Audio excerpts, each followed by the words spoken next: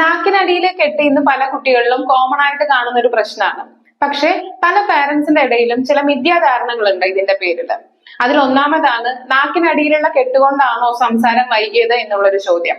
നാക്കിനടിയിലുള്ള കെട്ടുകൊണ്ട് ഒരിക്കലും സംസാരത്തിൽ ഒരു ഡിലേ വരുന്നില്ല, മറിച്ച് അവരുടെ ഉച്ചാരണത്തിലാണ് പ്രശ്നം വരുന്നത്.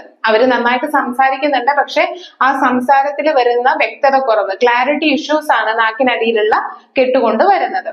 അത് നാക്കിനടിയിൽ ചെറിയൊരു രീതിക്ക്, അതായത് ഒരു മൈൽഡ് ടങ് ടൈ ഒക്കെ ഉള്ള കുട്ടികളിലാണെങ്കിൽ ചിലപ്പോൾ അത് അവരെ അത്ര കാര്യമായിട്ട് ബാധിക്കാറില്ല, യാതൊരു തരത്തിലുള്ള പ്രശ്നങ്ങളും ഉണ്ടാവാറില്ല. എന്നാൽ അത് നല്ല രീതിക്ക് നാക്കിന്റെ തുമ്പ് വരെ ഈ രീതിക്കുള്ള നാക്കിനടിയിൽ കെട്ട് വരികയാണെങ്കിൽ അത് അവരുടെ നാക്കിന്റെ ചലനത്തെ റെസ്ട്രിക്ട് ചെയ്യുന്നു. അതായത് നാക്ക് മുകളിലേക്ക് വളയ്ക്കാനും താഴോട്ടാക്കാനും ഇരുവശങ്ങളിലോട്ട് ചലിപ്പിക്കാനും എല്ലാം ഈ നാക്കിനടിയിൽ കെട്ടുള്ളത് കൊണ്ട് അവിടെ ഒരു തടസ്സം കുട്ടികളിൽ ഉണ്ടാവും. അതുകൊണ്ട് തന്നെ ഈ നാക്ക് വളച്ച് സംസാരിക്കുന്ന ശബ്ദങ്ങള് ല, റ, ള, ഴ, നാക്ക് പിറകിലോട്ട് കുറച്ച് വളയ്ക്കാനൊക്കെ കുട്ടികൾക്ക് ബുദ്ധിമുട്ടുണ്ടാവും. അപ്പൊ അതുമായിട്ട് ബന്ധപ്പെട്ട് വരുന്ന ശബ്ദങ്ങള്, ഇതിലെല്ലാം ഒരു ഉച്ചാരണത്തിൽ പ്രശ്നം വരും. ഇതാണ് നാക്കിനടിയിൽ കെട്ടുള്ളത് കൊണ്ട് സംഭവിക്കുന്നത്.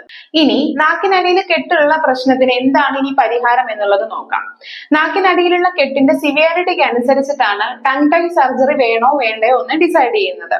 അതിനായിട്ട് നിങ്ങൾ ഒരു ENT ഡോക്ടറെയാണ് കാണേണ്ടത്. അപ്പൊ നാക്കിനടിയിലെ കെട്ടിന്റെ തീവ്രതയ്ക്ക് അനുസരിച്ച് സർജറി ആണോ ചെയ്യേണ്ടത് അതോ സ്പീച്ച് തെറപ്പി ചെയ്താൽ മതിയോ എന്നുള്ളത് ENT ഡോക്ടർ പറയും.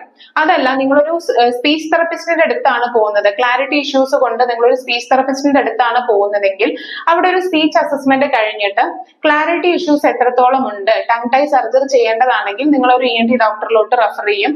അതല്ല, സ്പീച്ച് തെറപ്പി ചെയ്യേണ്ടതാണ്, അതായത് ചെറിയൊരു നാക്കിനടിയിൽ കെട്ടുള്ളെങ്കിൽ നമുക്ക് സ്പീച്ച് തെറപ്പി ചെയ്ത് നോക്കിയിട്ട് ഇംപ്രൂവ്മെന്റ്സ് വരുന്നുണ്ടോ എന്നുള്ളത് നോക്കാൻ പറ്റും.